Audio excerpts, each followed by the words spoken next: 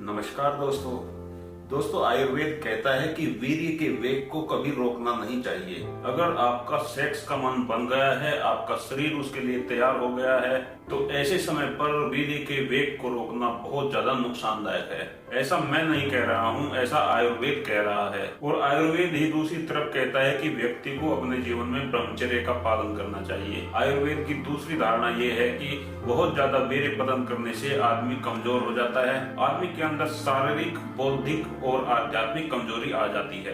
तो अगर आपके अंदर सेक्स का वेग उठता है तो उसको रोकना, उसको दबाना उचित है या उसको निकाल देना उचित है? क्या करना आपके लिए ठीक रहेगा, यही आज की वीडियो का टॉपिक होने वाला है। तो बहुत ही ज्यादा ज्ञानवर्धक वीडियो होने वाला है। आगे बढ़ने से पहले आपसे रिक्वेस्ट करूंगा कि अगर चैनल को अभी तक सब्सक्राइब नहीं किया है तो प्लीज आज से जरूर सब्सक्राइब कर लें और उसके साथ साथ बेल का आइकन जरूर दबाएं।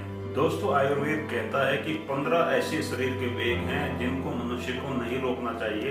अगर वो इन्हें रोकता है तो उसके शरीर को इसके बड़े नुकसान होते हैं। इसमें पहला वेग है छींक आना। अगर आपको छींक आने की इच्छा हो रही है और आपने उसे रोक दिया तो इसके नुकसान आपकी बॉडी को होंगे, क्योंकि छींक का मतलब है कि आपकी नाक के अंदर, आपके फेफड़ों के अंदर कुछ ऐसा पहुंच गया है जिसे शरीर धक्के से बाहर फेंकना चाहता है। तो ऐसे में हमें छींक आती है। दूसरा वेग है अपान वायु का बाहर आना, यानी पाद आना। अगर हमारी गैस पास होना चाहती है, हमें पाद आ रहा है लेकिन हमने उसे रोक लिया है, तो उसके बहुत बड़े नुकसान हमारे शरीर को होंगे। ऐसे ही मलमूत्र का वेग है दोस्तों।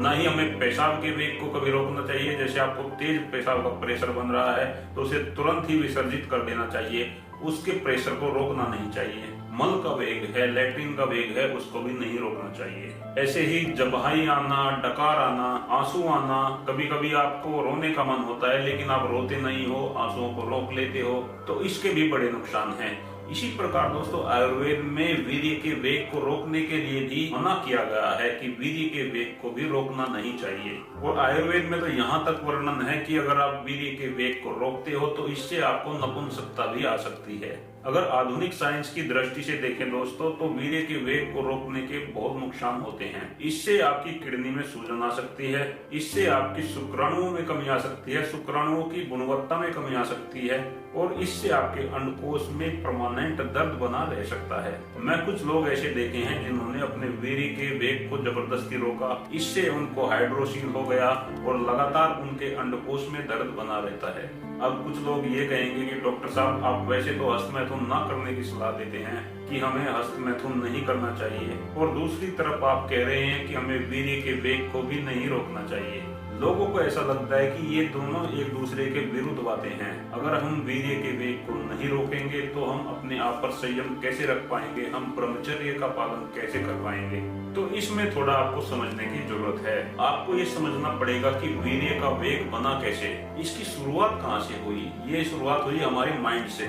दोस्तों हमारा शरीर तो बाद में सेक्स के लिए तैयार होता है, पहले हमारा मन उसके लिए तैयार होता है। तो अगर हम अपने मन में हर समय सेक्स के विचार करते रहेंगे या हम अपने मोबाइल पर, अपने लैपटॉप पर पोर्न फिल्में देखेंगे तो हमारा मन उसके लिए सबसे पहले तैयार होगा।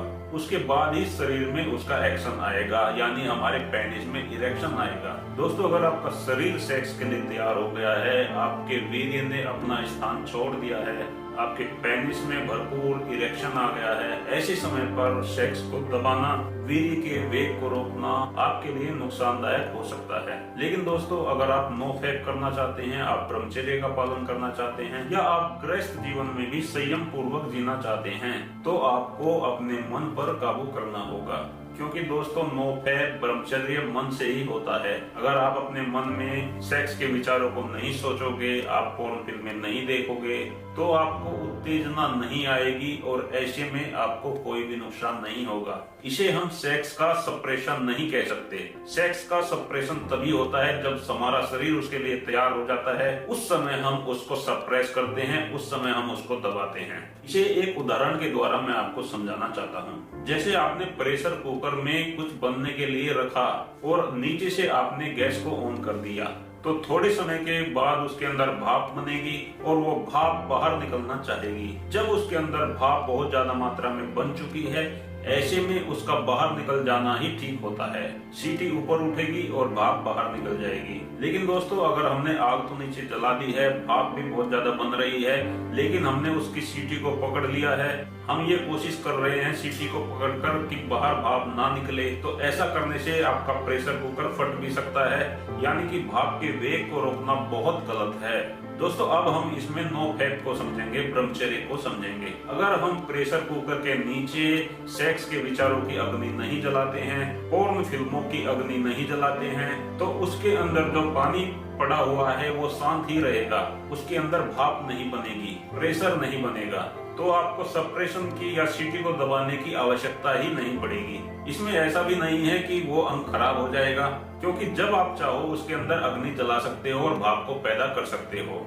दोस्तों, यही ब्रह्मचर्य है, यही नो फैप है। और जो दोस्तों आयुर्वेद में कहा गया है कि वीर्य के वेग को नहीं रोकना चाहिए, वो ऐसी ही अवस्था के लिए कहा गया है कि जब आपका शरीर उसके लिए तैयार हो जाए, आपके शरीर के अंदर की ऊर्जा अपना स्थान छोड़ दे और आपका शरीर पूरी तरीके से सेक्स के लिए तैयार हो जाए।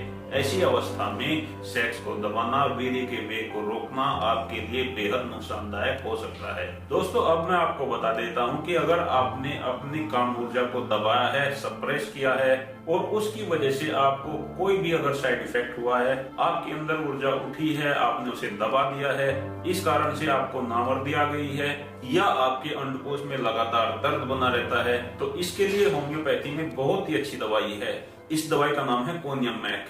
इसको आपको 30 पोटेंसी में यूज करना है। मेरे वे सभी मित्र जो अपने घर से दूर रहते हैं, आर्मी में रहते हैं या बाहर कहीं जॉब कर रहे हैं, वे अक्सर अपने सेक्स को दबाते रहते हैं, सप्रेस करते रहते हैं, तो ऐसे में उन्हें मर्दाना कमजोरी आ जाती है।